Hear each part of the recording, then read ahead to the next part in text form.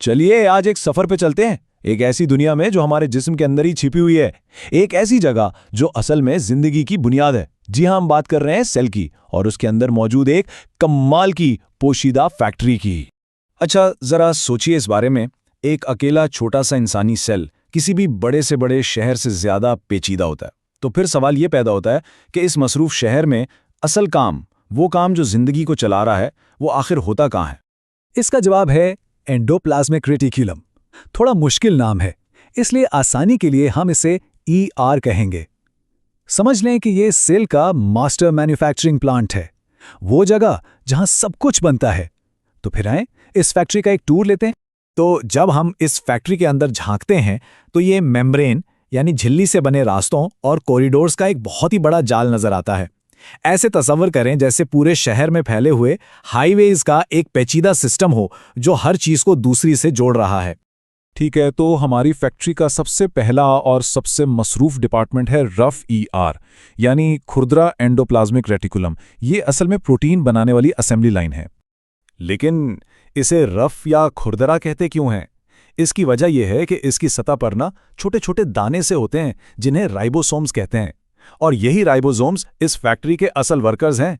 यही प्रोटीन बनाने का सारा काम करते हैं। तो ये असेंबली लाइन काम कैसे करती है?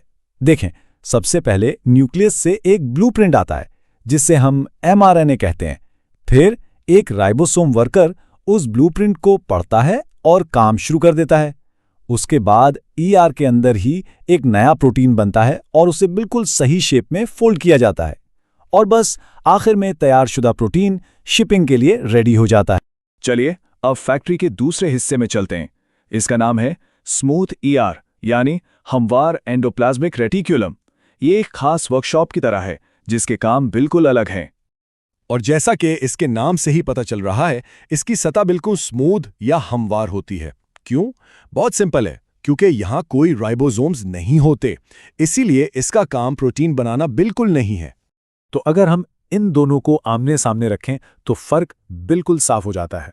रफ ER अपने राइबोसोम्स की वजह से पूरी तरह प्रोटीन बनाने पर फोकस करता है, जबकि दूसरी तरफ स्मूथ ER हमवार है और इसका बुनियादी काम है लिपिड्स यानी फैट्स और ऑयल्स बनाना।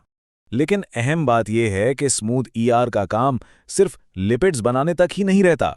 नहीं, ये तो एक मल्टी टैलेंटेड वर्कशॉप है जो कई और जरूरी काम भी करती है। सोचिए जरा, ये वर्कशॉप लिपिड्स और स्टेरॉइड्स बनाती है जो हमारे हार्मोन्स के लिए बहुत जरूरी हैं। इसके अलावा ये जहरीले मादों को न्यूट्रलाइज करती है, बिल्कुल एक डिटॉक्स सेंटर की तरह।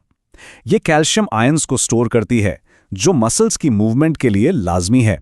और हाँ, ये कार्बोहाइड्रेट्स को मेटाबोलाइज करने में भी मदद देती है। कितने सारे काम हैं। ओके, तो हमारी फैक्ट्री में प्रोटीन्स भी बन गए और लिपिड्स भी, लेकिन काम अभी खत्म नहीं हुआ। अब वक्त है इन प्रोडक्ट्स को ठीक से पैक करके आगे भेजने का।